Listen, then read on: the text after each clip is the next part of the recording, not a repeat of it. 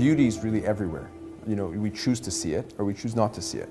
And my passion's always been, I make a point of looking around and paying attention and looking at these little details.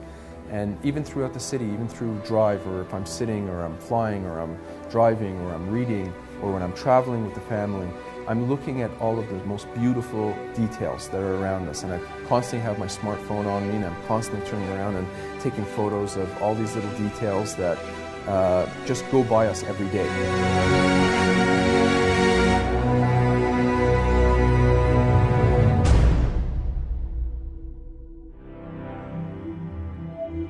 We make a point of surrounding ourselves with the best talent, and we make a point of surrounding ourselves with the best of breed in each individual field and what their core competencies are.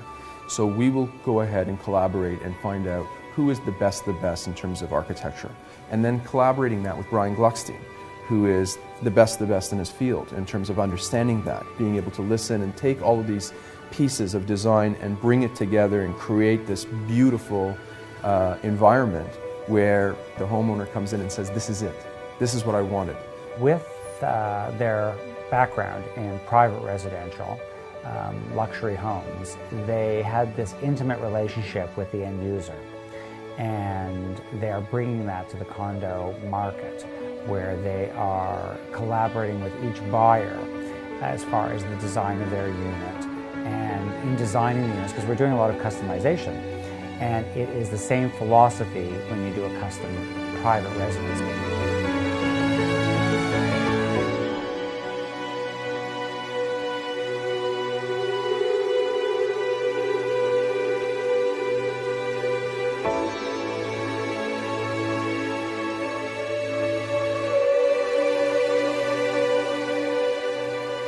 One of the first things I did when I entered into the building industry from day one was to get ISO 9000 certification.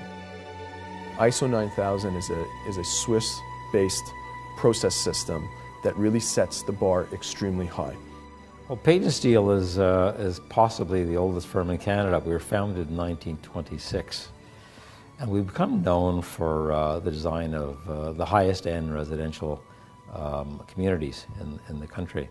Interestingly, one thing they all have in common, all these projects, is they were developed by a dynamic individual as opposed to a formula builder.